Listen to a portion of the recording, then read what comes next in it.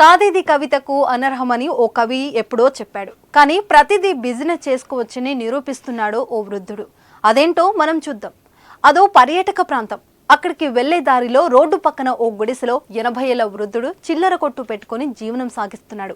అయితే అక్కడికి వచ్చే పర్యాటకులు ఆ తాత చిల్లర కొట్టులో కొనడం మానేసి ఆ చుట్టుపక్కల ప్రాంతాల గురించి ఆరా తీసేవారు. ఒక్కరు కాదు, ఇద్దరు కాదు, వచ్చిన వారంతా ఆ తాతని అడిగి అడ్రస్ తెలుసుకునేవారు. ఒకరిద్దరికైతే ఓపికతో చెప్పొచ్చు గాని వచ్చిన ప్రతి వారికి అడ్రస్ చెప్పాలంటే ఎవరికైనా చికాకి వస్తుంది. గజం కేవలం 4500 రూపాయలతో 165 గజాల భూమి కేవలం 8 లక్షలు మాత్రమే. ఆ తాత కూడా అందుకు అతిడేమీ కాదు. అడ్రస్ అడిగిన వారికి తెలియదని చెప్పడం ఆ తాతకి ఇష్టం లేదు. అందుకే ఓ బలమైన నిర్ణయానికి వచ్చాడు. అదేంటంటే ఇక్కడికి వచ్చిన అడ్రస్ అడిగే వారినైనా 10 రూపాయలు ఇవ్వాల్సిందే అని బోర్డు పెట్టాడు. ఇంకేముంది, జస్ట్ 10 రూపాయలే కదా అని అడ్రస్ కావలసిన వారు హ్యాపీగా ఆ తాతకి 10 రూపాయలు ఇస్తూ వాళ్ళకి కావలసిన అడ్రస్ తెలుసుకుని వెళ్లడం ప్రారంభించారు.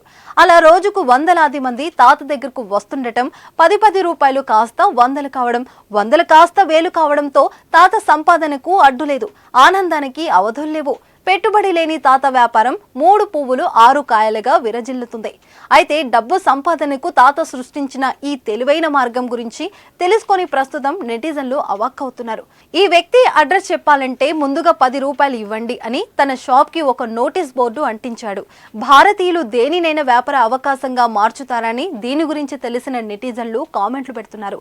ఈ తెలివైన దుకాణదారుడికి సంబంధించిన ఫోటోను సోషల్ మీడియా ప్లాట్ఫామ్ ఎక్స్ లో ఓ వ్యక్తి షేర్ చేశాడు. ఈ ఫోటోలో ఒక చిన్న గుడిసె బయట పడుకున్న వ్యక్తిని మనం చూడవచ్చు. అతని చుట్టూ వస్తువులున్నాయి. అయితే అతని తలపైన ఉన్న బోర్డు మీద నోటీస్ అందరినీ నవ్విస్తుంది. అడ్రస్ అడగడానికి ముందు 10 రూపాయలు ఇవ్వాలి అని ఆ బోర్డుపై రాస్తుంది. ఈ వ్యక్తి హ్యూమన్ GPS గా విసిగిపోయి కొంత ఎక్స్ట్రా మనీ సంపాదించాలని నిర్ణయించుకున్నట్లు తెలుస్తుంది. ఈ ఫోటోకు క్యాప్షన్ ఇది వ్యాపారం అని జోడించారు. దీనికి ఆన్లైన్ లో చాలా ఫన్నీ కామెంట్స్ వచ్చాయి. ఒక వ్యక్తి Google maps light premium subscription అని ఈ వ్యాపారాన్ని సరదాగా అభివర్ణించారు. ఈ వ్యాపారంతో కోటీశ్వర్లు అవ్వచ్చు అని ఇంకొందరు సరదాగా కామెంట్ చేశారు. ఏది ఏమైనా తాత ఐడియా అదుర్స్ కదా.